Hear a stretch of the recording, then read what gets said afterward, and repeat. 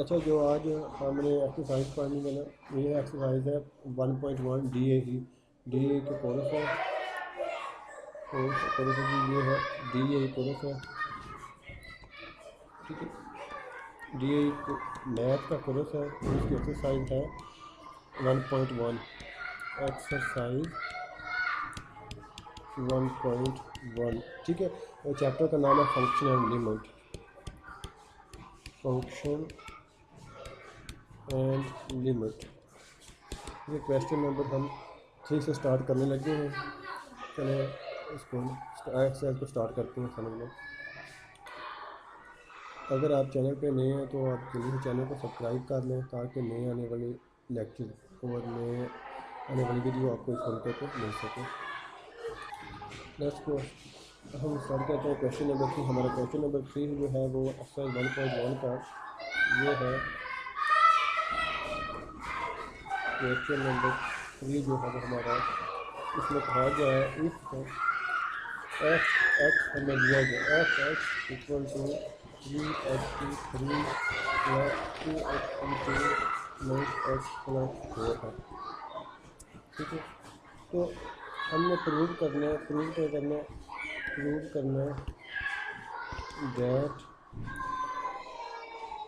2x into 3 equal होगा 25x into 1। ये जो लेफ्ट हैंड लिमिट, ये लेफ्ट हैंड साइड जो है, लेफ्ट हैंड साइड ये इक्वल है राइट हैंड साइड, ठीक है जी।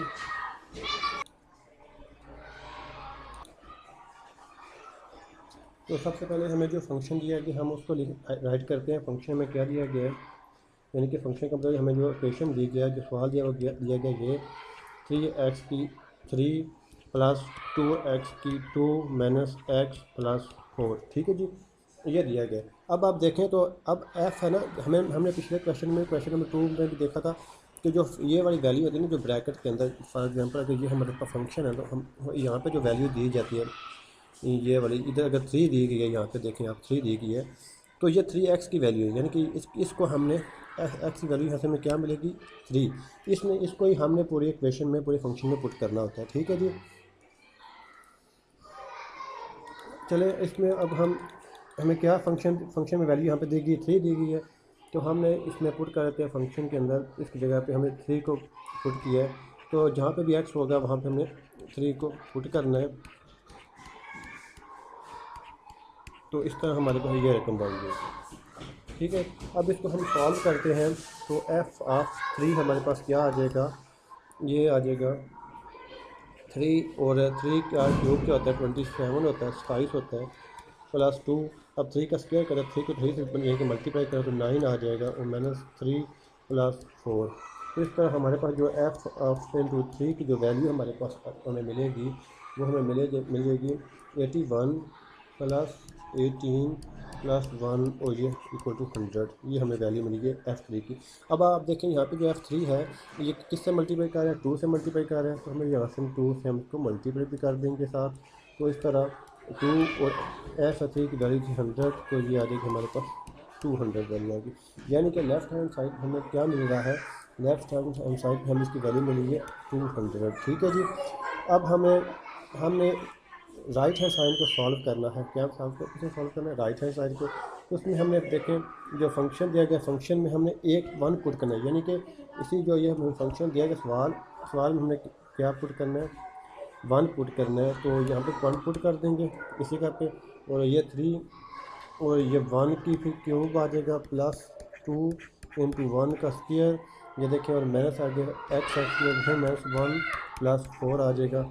इस तरह हमारे पास जो f इंटू 1 की वैल्यू मिलेगी वो क्या मिलेगी 3 प्लस 2 माइनस 1 प्लस 4, और इक्वल टू क्या हमें मिलेगा ये 8 के, ठीक है जी। अब देखें f ऑफ 1 की वैल्यू हमें मिली है 8। अब हमें यहाँ से आगे यहाँ पर सॉल्व करते हैं। f ऑफ इंटू 1 की हमें वैल्यू मिली है 8। अब हमने क्या करना है, ये देखो 25 से मल्टीप्लाई किया गया, तो हमें दोनों तरफ इसको 25 से मल्टीप्लाई कर देना है। तो ये क्या मिलेगा 25 इन f ऑफ इंटू 1 की वैल्यू हमारे पास क्या मिलेगी, ये भी 200 है। तो इस तरह इस पूरी रकम की वैल्यू क्या होगी 200। तो दोनों साइड इक्वल है, तो हम कह सकते हैं जब दोनों साइड इक्वल हम कह सकते हैं 2 into F of 3 equal to होगा 25 एफ इंटू 1 के। ठीक है, तो ये बात प्रूफ होगी। यहाँ पे ये सवाल ख़त्म होता है, इस चीज़ को हमने प्रूव कर लिया। ठीक है, अगर आपको वीडियो अच्छी लगी है तो चैनल को सब्सक्राइब करें, लाइक करें, दोस्तों के साथ शेयर करें।